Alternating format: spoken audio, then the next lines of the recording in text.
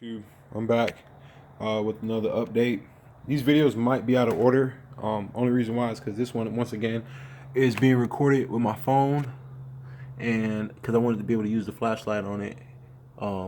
It records pretty good. It's like 4K, so I think it's good for being able to get my point across for this video. And it's nighttime outside too, and I got a spotlight set up. So far, what I've done. Continuing from the last video, I went ahead and took the cam off, got the heads off. The video I recorded yesterday was a video with me taking the heads off, so I'm not gonna go in super depth with the heads, but they're off and they're over there on the bench. So I'm gonna talk more about the the crankshaft. All right. So I took off all the main caps, took the pistons out.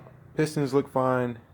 The valleys, they look fine now. All that crap right there, down there, that's like sludge and just gunk in there. I ain't gonna lie, it was kind of hard trying to break torque on these, so I had to use my impact gun because they were super tight, and just from the pressure and the force from the crank spinning, obviously it's gonna get even tighter. So what I really wanted to talk about though, that was super interesting, was so you got a rear main cap.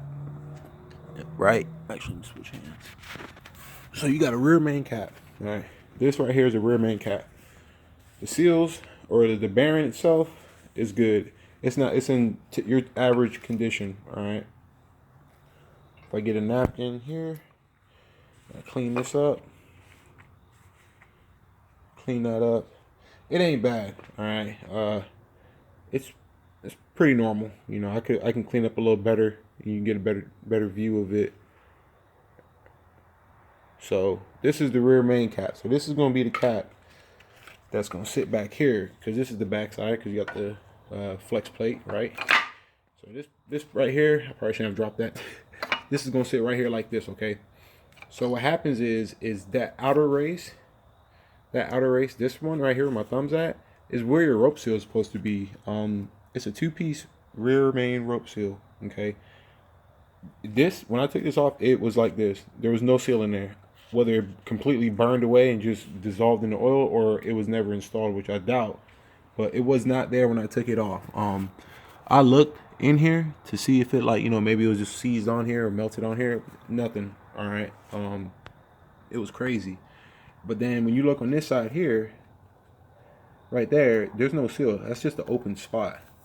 And then when you come over here, right there, that's the rope seal. All right, that's half of it. So that instantly tells me where I knew for a fact that the oil was leaking from, and it makes sense because there's no seal here on this cap. Okay, it's not a big deal because I have a rebuild gasket set, complete engine overhaul.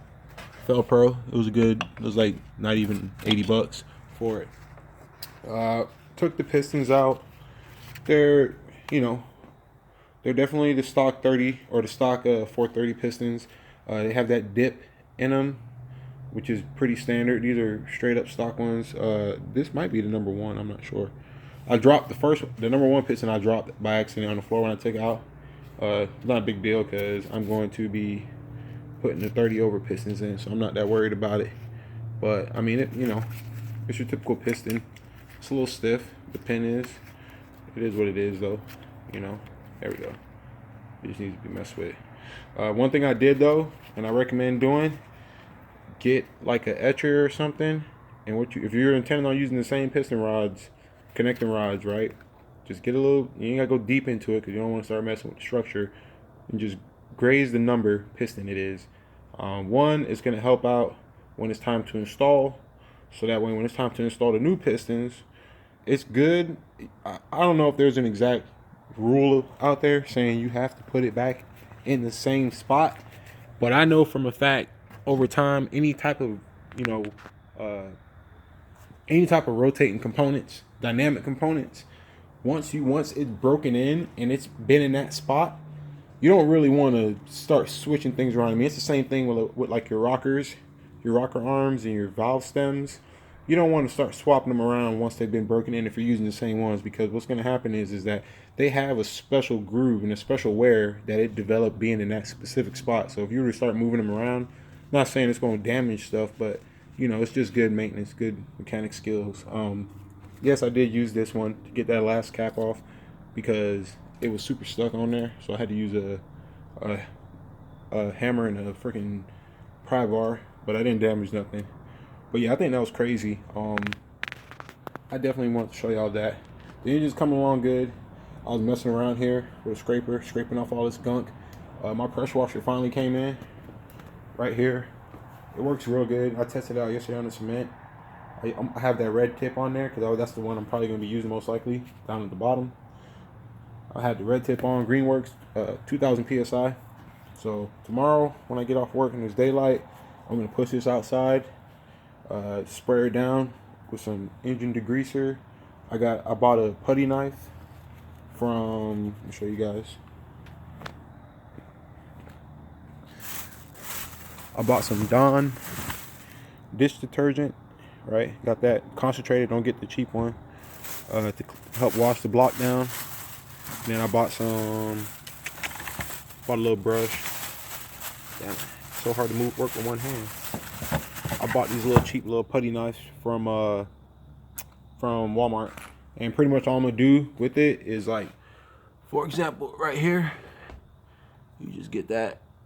Let me get the focus. You get that. You just start scraping it. All right. It ain't gonna do that much damage into it. I don't think it ain't gonna cause any issues. But pretty much I'm gonna do that to the entire outside of the block. Get it as much gunk off of it while I have it before it goes to the machine shop as possible. I still have to take off the mounting brackets for the motor mounts. Get as much crap off of it as possible. Pressure wash it down, hose it down. Get all this crap off. All these gaskets and stuff. Take all that mess off. Get it clean. Same thing with the heads. Get it washed down. All the parts really I took off is all going to get hosed down with the pressure washer. I've been waiting for it to come in. That's another reason why I really haven't done this work earlier. Because, I mean, I could have done it as early as last week. But I feel like I hate stopping and going when it comes to doing certain things. So I waited on that, and then I can, start working on this. So I'm doing little by little. I left the crank in. But, I mean, she's ready. She's ready to come out. Oh, yeah, there we go. I was expecting it to be a little stiff, but I don't know if you guys saw that move. But she's ready. The only reason why the flywheel is on, and it's not even bolted up. I took all the bolts out. The only reason why it's on is because I can't take it off right now because the bolts for the mount, the engine stand brackets, they're in the way, so it won't let me slide it all the way off. But it's not a big deal. It's actually going to help because when it's time to lift up, I'm just going to put 2 bolts back in here, tighten them down, and then I'll be able to have a better grab spot for over there when it's time to lift her up. But she's going to stay in here tonight because I'm pretty much done for tonight. I don't have anything crazy else I'm doing tonight on it. I have to order new engine mounts because I did find out that the other one was pretty much rotten and it fell off. That's why. Because if you look here, this is part of that rubber that's on that one. But it pretty much just dry rotted and fell apart. So I got to order a new one. Get that on. Just trying to think of anything else I'm missing. That's pretty much it though, but that's the update I wanted to give. This weekend, my goal is to pretty much do the same thing I'm gonna do to the block, except all along the frame, scrape it down with the scraper, clean it, and pretty much get the surface prep. Let me zoom in. There's a lot of mess and gunk and stuff all on here. Now this is not as bad. Maybe like over there by the power steering pump, that's all messed up. But I got a wire brush, so I'm gonna clean that. And I'm gonna just go to town on this front engine bay and the frame, get it cleaned up, and then I'm gonna repaint it. Pretty much put a protective coat on it. I forgot what this stuff is called. It's pretty much similar to Port 15, but I'm probably gonna just stick with the Rust-Oleum brand because I'm gonna try and spend a whole bunch of money. But that's about it for today. I just wanted to drop in, give you guys an update, let you see what it's looking like. Everything's going good so far. I had to contact the head shop yesterday to talk to them about getting the head work, not the head shop, but the machine shop, about getting the heads done because they were just when I took them off in the condition they were in, and I have this in the other video, the part 2 video that I haven't uploaded yet, but this is gonna be part 3 video. But I don't have any space to go over there, but they need work. They need to get resurfaced. They need to get pretty much cleaned out. Valves need to be clean, polished.